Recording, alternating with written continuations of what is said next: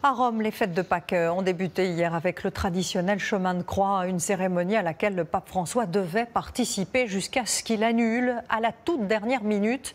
Motif officiel avancé, préserver sa santé fragile alors que le week-end s'annonce chargé en événements. Mais cette absence a évidemment relancé les inquiétudes sur sa capacité à assurer sa charge. Marie Chantret et Antoine Silberman. Le grand fauteuil blanc installé sur le Palatin en face du Colisée, enlevé à la toute dernière minute. Image furtive hier soir. Le pape François renonce à présider le chemin de croix du Vendredi Saint. Une décision suivie d'un simple communiqué du Vatican. Pour préserver sa santé, le pape François suivra ce soir le chemin de croix depuis sa résidence. Dans la foule des croyants, des déçus évidemment, mais tous comprennent cette annulation. Bien sûr que cela inquiète les gens qui sont autour de lui, mais il a ses raisons. Ce n'est pas une décision qui a été prise à la légère. Sa priorité, c'est la messe de Pâques, dimanche. La veille pourtant, le Saint-Père présidait la messe du Jeudi Saint. La décision d'hier soir risque toutefois de relancer les interrogations sur la capacité du pape, 87 ans, à continuer de gouverner l'Église catholique. Il n'a pas du tout envie de laisser la place, tant que physiquement il y arrivera et surtout intellectuellement, il renoncera pas. Je pense que le mot n'existe même pas dans son cerveau, qu'il a très peur des commentaires et des commérages. Donc quand il décide, c'est vraiment à la dernière minute. L'an dernier, François avait aussi annulé sa présence au chemin de croix. Lui qui se déplace en fauteuil roulant a multiplié les problèmes de santé ces dernières années. Ce qui ne l'empêche pas de participer à cette cérémonie traditionnelle de lavement de pieds.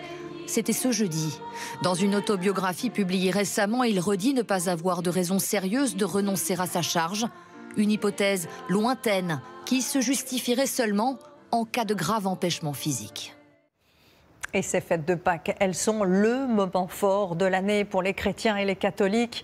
Un peu partout, des processions ont eu lieu hier soir. En Corse, l'une des plus impressionnantes s'est tenue à Bonifacio. Là-bas, les confréries de la ville défilent à la lumière des flambeaux. Un vrai moment de partage et de transmission entre les générations, comme nous le montrent Patrice Roubaud et Angèle Richardi. Souffrir comme le Christ. La passion sur l'île est ancrée depuis des siècles et à Bonifacio, durant 2 jours, des processions circulaires géantes mettent en scène cette foi exacerbée. À bout de bras, on porte des chasses, des scènes liturgiques de plusieurs centaines de kilos. Vous êtes prêts pour quoi? Pour intervenir? Expliquez-nous. Après, on est obligé d'attendre pour baisser, pour donner un coup de main sur le côté. Baissez encore. La plus lourde pèse 800 kg, il faut être 6 au minimum pour la porter.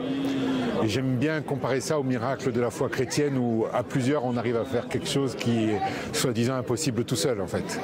Les 5 confréries de la ville, créées dès le XIIe siècle, vont se frayer en chemin dans les ruelles étroites jusqu'à l'église principale. Ici, l'homme et la cape est une histoire de famille. Ah, les gens sont, c'est comme Obélix, on est tombé dedans quand on était petit.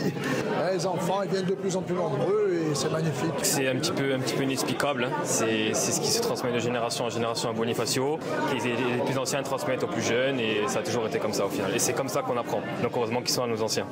La confrérie n'entre pas non plus dans la transmission de l'église officielle catholique.